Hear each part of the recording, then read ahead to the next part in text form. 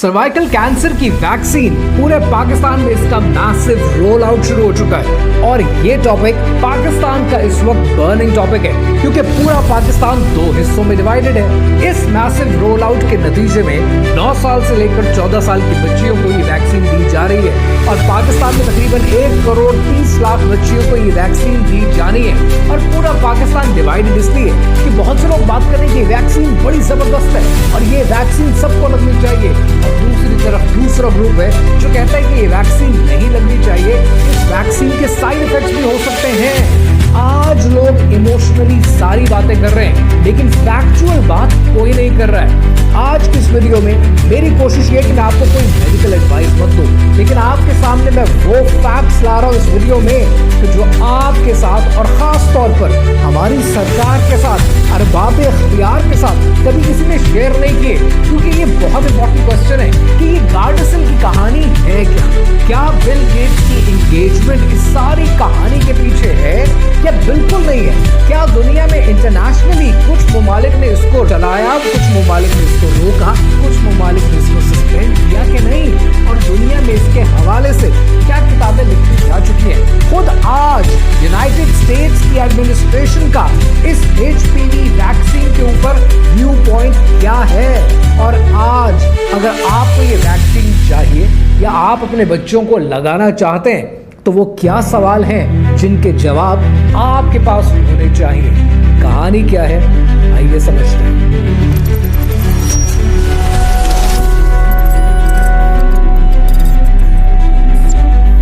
आप लोगों के बहुत से कमेंट्स आए, मैसेजेस आए कि सर्वाइकल कैंसर और ये वैक्सीन का फियास्को चल रहा है पाकिस्तान में, इसके बारे में वीडियो बनाए। टू बी वेरी ऑनेस्ट, मैंने बहुत टाइम इसलिए लिया कि मेरी कोशिश ये थी कि आपके सामने फैक्ट्स रख सकूं, और स्पेशली इसलिए कि जब इस चैनल का और मेरे सारे काम का फोकस एक ही है, जो कि स्लोगन है कि मुझे है हुक्म अज़ां, तो जो बात हो वो फैक्चुअल हो और आपके सामने फैक्ट्स लाकर रखूं।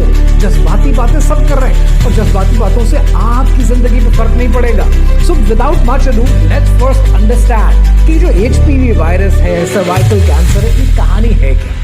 जब भी आप सर्वाइकल कैंसर को समझने की कोशिश करेंगे तो आपको यह समझ में आएगा कि ये एक ऐसा वायरस है कि जो सर्विक्स के सेल में पैदा होता है, जो कि यूट्रस का लोअर पार्ट है। अब जब ये वायरस है, इस वायरस को ह्यूमन पेपिलोमा वायरस कहते हैं, जिसकी वजह से इसका नाम HPV वायरस भी कहलाता है। अब इस HPV वायरस का सबसे बड़ा रीजन परसिस्टेंट इन्फेक्शन है। पर ये होती कैसे है? ये इसके 2 बड़े रीजंस हैं। पहला रीजन ये है कि ये सेक्सुअल कांटेक्ट की वजह से होती है, और बड़ा रेयर रीजन है कि ये विदाउट सेक्सुअल कांटेक्ट भी हो सकता है। अगर किसी औरत को खुदा न खास्ता सर्वाइकल कैंसर हो जाता है तो उसके जो सिम्टम्स हैं वो अर्ली ऑन पता नहीं चलते, लेकिन उसके बाद मैसिव ब्लीडिंग भी होती है, दर्द भी होता है, डिस्चार्ज भी होता है। अगर अर्ली ट्रेस कर लें, पैप टेस्ट हो जाएं तो ये ट्रीटेबल हो जाएगा, लेकिन अगर अर्ली टेस्ट नहीं करेंगे तो इससे मौत भी वाकई हो सकती है। लेकिन आज क्या ये कहना कि ये पाकिस्तान का सबसे बड़ा किलर है, ये औरतों की जान ले जाता है सबसे ज्यादा? Let's say something that is factual. आज पाकिस्तान में हर साल 5000 औरतों को सर्वाइकल कैंसर डायग्नोस होता है, 3000 की अमवात हो जाती है, यानी मोर्टेलिटी रेट तकरीबन 64% है। But this is not the biggest reason in Pakistan. Pakistan में अगर आज कैंसर को उठाकर देखेंगे तो खवातीन में सबसे ज्यादा ब्रेस्ट कैंसर है, 90,000 औरतें इसका शिकार होती हैं हर साल। उसके बाद आता है ओवरी कैंसर, जिसकी 8000 औरतें शिकार होती हैं। फिर आता है ओरल कैंसर, 7000 औरतें शिकार होती हैं, और फिर जाके बारी आती है सर्वाइकल कैंसर की। तो क्या सर्वाइकल कैंसर होना अच्छी बात है? हरगिज नहीं, इट्स अ ट्रैजिक इवेंट। लेकिन ये सबसे बड़ा कॉज नहीं है। तो आज जितना हम इसको मीडिया पे फैलाकर और बढ़ा चढ़ाकर बयान कर रहे हैं, know your facts before jumping into anything. 2006 में मर्क फार्मास्यूटिकल की एक फ्लैगशिप प्रोडक्ट आती है गार्डासिल, और गार्डासिल को बेचा जाता है कि ये एक मिरेकल ड्रग है। अगर आपका जिंदगी में कभी सेक्सुअल एक्सपोजर नहीं हुआ और आपने ये वैक्सीन ले ली, फिर तो आपकी जान बच जाएगी, ये कहकर ये दुनिया को बेचा जाता है। क्या आपको किसी ने ये बताया कि इस वायरस के 200 से ज्यादा वेरिएंट्स मौजूद हैं? उनमें से भी जो हाई रिस्क वेरिएंट्स हैं वो 12 से 14 हैं। उनकी कवरेज नहीं हो रही है। इस वक्त पाकिस्तान में जो क्वाड्रिवेलेंट वैक्सीन लग रही है वो 4 वेरिएंट्स को कवर करती है इस वायरस के। To be precise strain number 6, 11, 16 and 18। और ये जो हाई रिस्क वेरिएंट्स है, इनमें जो सबसे ज्यादा खतरनाक है वो कौन से? वो है 31, 33, 45, 52 और 58। इसका मतलब ये है कि अगर आपने ये वैक्सीन ले ली तो 30 to 40% चांस है कि ये वैक्सीन आपको कवर भी ना करे। और ये तमाम वैक्सीन्स के साथ ये साइड इफेक्ट्स, ये ड्रॉबैक्स हमेशा रहते हैं। तो वैक्सीन लेने के बाद भी आपकी कवरेज हो सकता है ना हो। तो नेचुरली आपके जहन में कुछ सवाल पैदा होते हैं। पहला सवाल आपके जहन में ये आएगा कि अगर टाइप रिप्लेसमेंट, जिसको मेडिकल साइंस में आप कहते हैं, कि अगर आपकी कवरेज किसी और वेरिएंट के लिए हुई लेकिन किसी और वेरिएंट ने हमला कर दिया, तो क्या आप प्रोटेक्टेड हैं? हरगिज नहीं। क्या इसकी एफिकेसी सारी जिंदगी रहेगी? नहीं, इसकी एफिकेसी वक्त के साथ साथ फेड आउट हो जाती है, यानी आपको इसके बूस्टर शॉट्स की भी जरूरत रहेगी। बिल्कुल। और फिर तीसरा सवाल कि आज ये सर्वाइकल कैंसर की वैक्सीन, एचपीवी वैक्सीन, वेस्ट के कॉन्सेप्ट को उठाकर हम अपने मुल्क में तो ले आए, लेकिन आज अगर आप वेस्ट के कल्चर को देखें तो 9 साल से 14 साल की स्कूल की बच्चियों को जहां हम अपने मुल्क में देने लगे हैं, वहां पर ये देखें कि आज वेस्ट के अंदर 9-10 साल के बच्चे के बॉयफ्रेंड गर्लफ्रेंड होते हैं। आज इस मुल्क में जब आपने कानून भी पास कर दिया है कि 18 साल से नीचे तो शादी भी नहीं हो सकती है, तो क्या ये कल्चरल डिफरेंस आपके लिए जरूरी था, या हम जानबूझकर अपने 9 से 14 साल की बच्चियों को इसके ऊपर पुश कर रहे हैं? क्या हमने इंटरनेशनल डेटा को स्टडी किया है कि किन किन मुल्कों ने इस वैक्सीन को सस्पेंड किया है? Have we even talked about it? हमने इसके लॉसूट्स देखे? हमने इसका कुछ नहीं देखा। हमने देखा है कि ये अक़वाम मुत्तहिदा से बैक हो रही है और इंपोर्टेड है। तो इंपोर्टेड के नाम पर चाहे वैक्सीन हो या चाहे हुकूमत हो, हमें सब कुछ कबूल है। यहां पर एक बहुत बड़ा सवाल खुलता है, और वो सवाल ये कि अक्सर लोग कहते हैं कि बिल गेट्स को जगह जगह पर आप बदनाम कर देते हैं। बिल गेट्स की एंगेजमेंट क्या है, आइए समझते हैं। As we have seen, the Gates Foundation's tentacles have penetrated into every corner of the field of public health. Billions of dollars in funding and entire public policy agendas are under the control of this man, an unelected, unaccountable software developer with no medical research experience or training. And nowhere is Gates's control of public health more apparent than in the realm of vaccines. Gates launched the decade of vaccines with a $10 billion pledge. Gates helped develop the Global Vaccine Action Plan administered by the Gates-funded World Health Organization. Gates helped found Gavi, the Vaccine Alliance, aiming to develop healthy markets for vaccine manufacturers. Gates helped launch Gavi with a $1 billion donation in 2011, going on to contribute $4.1 billion over the course of the decade of vaccines. जो लोग आज शोर कर रहे हैं कि Bill Gates की कोई इंगेजमेंट नहीं है, बहुत मासूम आदमी है, उनको तो कुछ पता ही नहीं है, वो रोटी को चोची कहते हैं। So let's first understand a couple of things. Pakistan में, आपके मुल्क में जो ऑर्गेनाइजेशन ये वैक्सीन लेकर आ रही है, उस ऑर्गेनाइजेशन का नाम गावी है। और Gavi is not a UN organisation, it's a public private partnership. तो पहले तो अपने दिमागों से ये क्लियर कर लें। गावी के आज पूरी दुनिया में जितने डोनर्स हैं, उसमें सबसे बड़ा डोनर यूएस एडमिनिस्ट्रेशन है, और यूएस एडमिनिस्ट्रेशन के बाद दुनिया में सबसे बड़ा donor bill and Melinda Gates foundation है। सो यहां से आपको इनकी इंगेजमेंट तो समझ में आ जाती है। इसके अलावा एचपीवी के ऊपर होने वाली स्टडीज को बिल गेट्स ने डायरेक्टली फंड किया है। बिल गेट्स ने आज से तकरीबन कोई 12 साल पहले एक ऑर्गेनाइजेशन को फंड किया जो सिएटल बेस्ड ऑर्गेनाइजेशन थी, और उसका नाम था पाथ। पाथ को जब मिलियंस ऑफ डॉलर्स की फंडिंग मिली तो ये अपनी वैक्सीन के एचपीवी वैक्सीन के ट्रायल्स करने के लिए इंडिया आ गए। इंडिया में 23 से 24 हजार बच्चियों को ये वैक्सीन लगाई गई। 243 बच्चियां बीमार हो गई। उन बच्चियों के जब टेस्ट कराए गए तो ये रिपोर्ट में आया उन्हें हेडेक हुआ है, मसल वीकनेस हुई है, उन्हें नोजिया हुआ है, ऑटोनॉमिक डिसफंक्शन हुआ है, और उनमें से 7 बच्चियां इंतकाल कर गई। इंडिया में ह्यू एंड क्राई रेज हो गया, लोग सड़कों पे आए। इंडिया ने पहला काम पता है क्या किया? एचपीवी वैक्सीन को बंद कर दिया। इंडिया में यह केस पार्लियामेंट तक गया, पार्लियामेंट ने अपनी रिपोर्ट बनाई, और पार्लियामेंट की रिपोर्ट मैं आपके साथ शेयर करता हूं। लेकिन उससे पहले डॉक्टर चंद्रा गुलाटी, जो कि एक बड़ा मोतबर नाम है मेडिकल फील्ड में इंडिया के, वो क्या कहते हैं, जरा ये सुनाएं। M. Gulhati, editor of the influential Monthly Index of Medical Specialties, remarked that It is shocking to see how an American organization used surreptitious methods to establish itself in India. India के editor एमरीटस हैं, और editor एमरीटस क्या position होती है? You already know it. The national medical journal of India के doctor Samiran Nandi क्या कहते हैं, ये सुनाए। Samiran Nundy, editor emeritus of the National Medical Journal of India, lamented that this is an obvious case where Indians were being used as guinea pigs. India की parliament ने अपनी report बनाई और वो कहती है कि शुक्र है हम इस चीज से बच गए, क्योंकि अगर ये इंडिया के यूनिवर्सल इम्यूनाइजेशन प्रोग्राम का हिस्सा बन जाते तो ये अमेरिकन कंपनीज इंडिया को लूट कर खा जाती हैं, और लूट कर खाने के अलावा एक बार ये काम हो जाता तो इसको पॉलिटिकली इम्पॉसिबल टू स्टॉप है। इसके बाद हम इन वैक्सीन्स को रोक नहीं सकते। यहां तक जो बातें मैं आपके साथ कर रहा हूं, ये तो मैं आपको दुनिया की साजिश बता रहा हूं, लेकिन अब मैं आपके साथ शेयर करता हूं इस वैक्सीन के साइड इफेक्ट्स हुए क्या हैं जो दुनिया जहान में है। आप कुछ मत करें, आप सिर्फ इस वैक्सीन के बारे में इंटरनेट पे जाकर सोशल मीडिया के बारे में सर्च करें, आपका दिमाग खुल जाएगा। आपके 14 तबक रोशन हो जाएंगे कि अमेरिका में, यूके में, कनाडा में, जापान में, डेनमार्क में, दुनिया जहान में इसके खिलाफ लोग बोल रहे हैं। सिर्फ तारीफ में लोग बोल रहे हैं, तो पता है कहां के?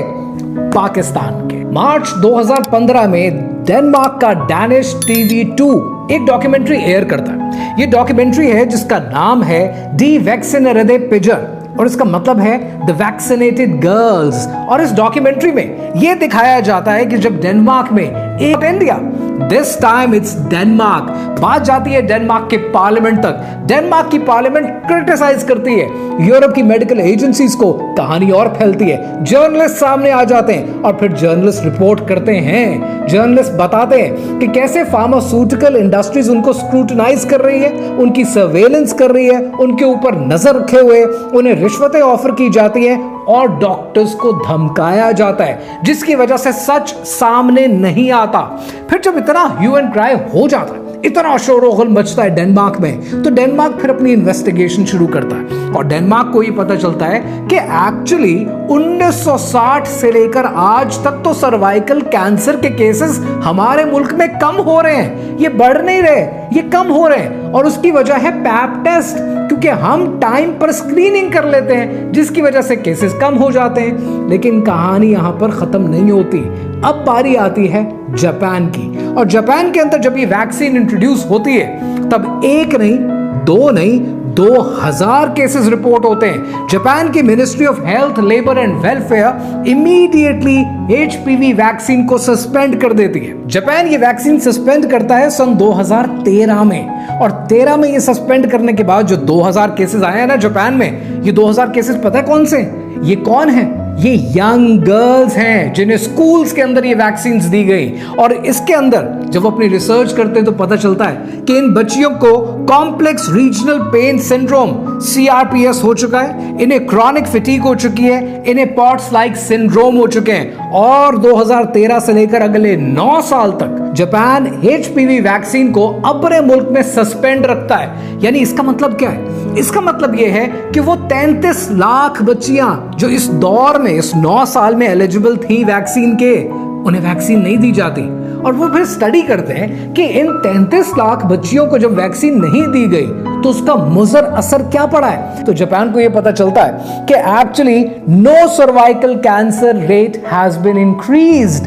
कोई मजीद केस नहीं आए, इंक्रीज नहीं हुआ अगर 33 लाख औरतों को सर्वाइकल कैंसर की वैक्सीन नहीं दी गई।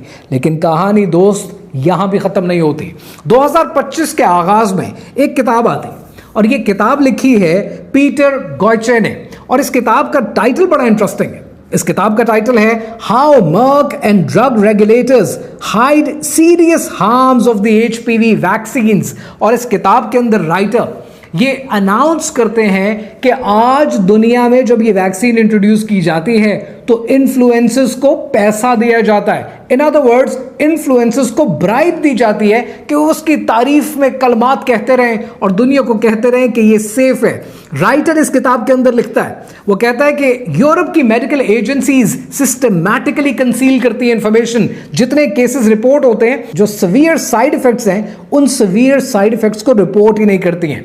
ये किताब कहती है, यही वो कंपनी है जिसने वियॉक्स बनाई थी। यही कंपनी जब दुनिया को नहीं बताती कि वियॉक्स खाने से, ये दवाई लेने से साइड इफेक्ट में हार्ट अटैक भी हो सकता है, तो दुनिया में पता कितनी अमवात होती है वियॉक्स की वजह से? 60,000 लोग मारे जाते हैं। लेकिन कंपनी तो ये इंफॉर्मेशन देती नहीं है।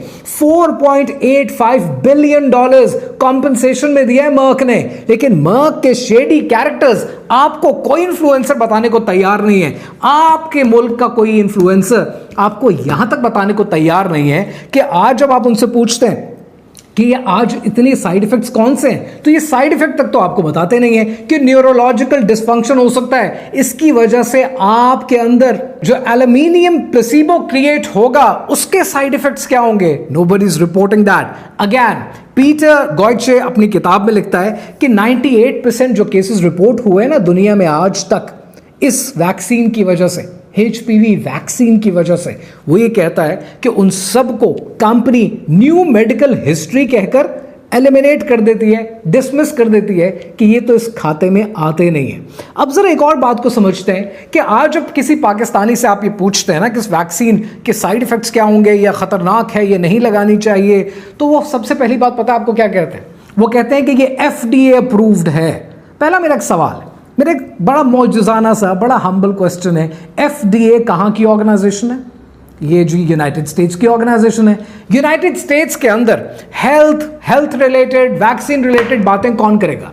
क्या ये बातें मार्को रूबियो करेंगे? नहीं, वो तो फॉरेन सेक्रेटरी हैं। तो फिर यूनाइटेड स्टेट्स का हेल्थ सेक्रेटरी कौन है? यूनाइटेड स्टेट्स के हेल्थ सेक्रेटरी, आपका जवाब आएगा, रॉबर्ट कैनेडी हैं। रॉबर्ट कैनेडी जो कि वैसे जॉन एफ कैनेडी जो कि 1961 में यूएस प्रेसिडेंट थे, उनके भतीजे हैं, लेकिन फिलहाल वो हेल्थ सेक्रेटरी हैं, वो भी सियासत में आ गए। Health secretary, I will talk more about that in some other video, but point ये है कि वो आज हेल्थ सेक्रेटरी हैं और वो गार्डसिल की इस वैक्सीन के बारे में पता क्या लफ्ज इस्तेमाल करते हैं? Most dangerous vaccine.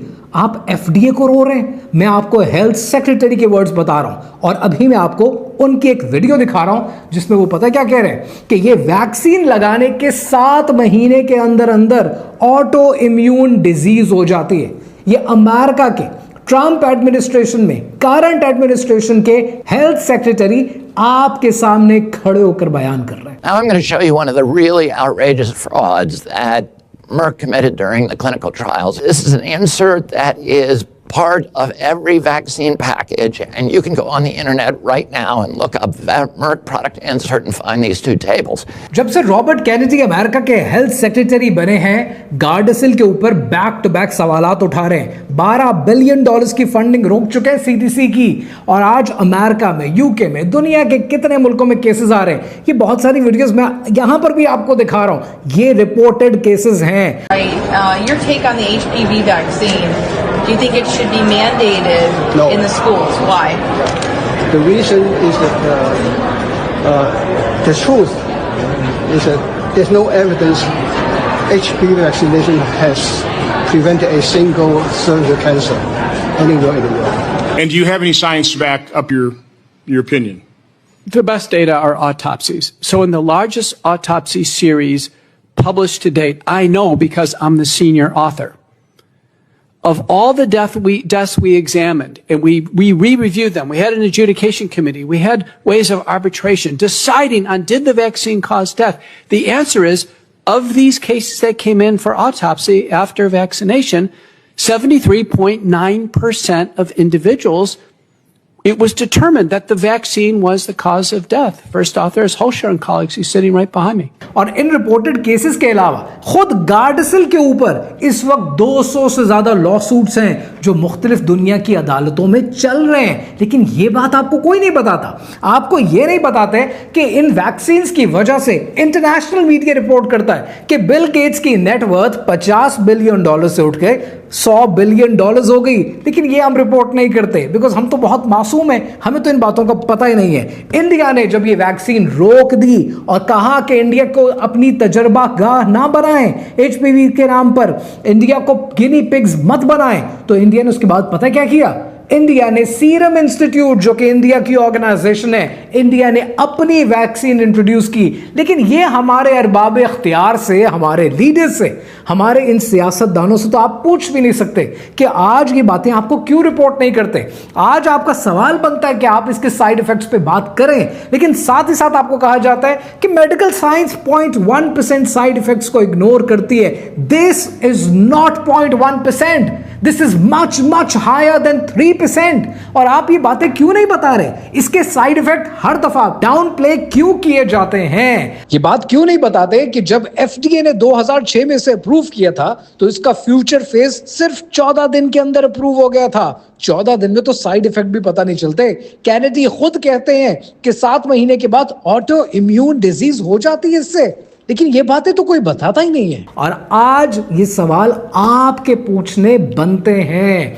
रही बात मेरी कि मैं आपको रेकमेंड करूं, I am not here to give you any medical opinion. ये आपकी मर्जी है, आपको समझ में आता है आप लगवाएं, आपको समझ में नहीं आता आप मत लगवाएं। मेरी कोशिश इस वीडियो के तवस्सुल से ये रही है कि जो फैक्ट्स हैं पूरी दुनिया बोल रही है सिवाय पाकिस्तान के, पूरी दुनिया कोर्ट केसेस में जा रही है सिवाय पाकिस्तान में, पूरी दुनिया के बच्चे बीमार हो रहे हैं और हम कह रहे हैं सेफ है। और सेफ्टी का रीजन क्या है? बस हमें लगता है कि ये सेफ है। This is not even a plausible reason that you are giving. तो जब तक आप पूरी दुनिया में एक चीज जो डिनाउंस हो रही है आप उसको एक्सेप्ट करेंगे तो सवाल बनते हैं। और ये सवाल आज आपने पूछने हैं अपनी लीडरशिप से, जो इतना मैसिव रोल आउट करना चाहती है इस वैक्सीन का कि बेनूर है जो शम्मा बुझा क्यों नहीं देते, तुम अच्छे मसीहा हो दवा क्यों नहीं देते। आज आप उनसे ये पूछें कि जो डेनमार्क में एथलीट बच्चियां थीं उनको नुकसान पहुंचा इससे। आज उनसे ये पूछें कि इंडिया में अमवात हुई हैं, इंडिया की गवर्नमेंट ने सस्पेंड किया, अपनी वैक्सीन इंट्रोड्यूस की। उनसे ये पूछें कि जापान के अंदर 2000 बच्चियां बीमार हुई, उन्होंने 9 साल सस्पेंड रखा, आपने तो चेक तक नहीं किया कि इससे साइड इफेक्ट्स क्या होंगे। साइड इफेक्ट के ऊपर आपको बात नहीं करने देते। आज जब हम अमेरिका के इतने अच्छे दोस्त हैं, एक फोन करके पूछ ही लें कि अमेरिका का जो हेल्थ सेक्रेटरी है वो क्यों इसके खिलाफ है। थोड़ी सी तो रिसर्च कर लें, क्योंकि इतने एडवर्स केसेस उसके सामने पड़े हुए हैं, उसकी टेबल पे मौजूद हैं, but we are not going to question that. आज आप ये क्यों नहीं पूछते कि जब हमारे यहां बेराहरवी इतनी ज्यादा नहीं है तो इसको मेन स्ट्रीम क्यों बना रहे हैं? आप पैप टेस्ट को मेन स्ट्रीम क्यों नहीं बनाते? क्योंकि उसमें पैसा नहीं है। आज आप ब्रेस्ट कैंसर की वैक्सीन को मेन स्ट्रीम क्यों नहीं बनाते? क्योंकि वो तो वैसे ही बिक जाएगा। तो एक नया प्रॉब्लम दुनिया के लिए क्यों खड़ा करते हैं? आज आप क्यों नहीं पूछते इन अरबाब इख्तियार से कि विद और without vaccine means the same thing in Japan, तो फिर आज आपके मुल्क में इसको रोल आउट क्यों किया जाता है? आज आपके ये सवाल पूछने बनते हैं, क्योंकि इन अरबाब इख्तियार से अगर आप पूछेंगे ना, इन लीडर से पूछेंगे, तो ये हर चीज जो इंपोर्टेड है वो आपको बेचते जाएंगे, चिपकाते जाएंगे, आपके ईपीआई का हिस्सा बनाते जाएंगे, because everybody makes money out of it. सवाल ये है कि इनकी जहालत इतनी है कि आज आपका जागना, आपका बोलना और अपनी आने वाली नस्लों की हिफाजत करना आपके लिए जरूरी है। जहालत पर तुम्हारी जब कोई तनकीद करता है, जहालत पर तुम्हारी जब कोई तनकीद करता है, तुम्हें गुस्सा तो आता है, तुम्हें गैरत नहीं आती।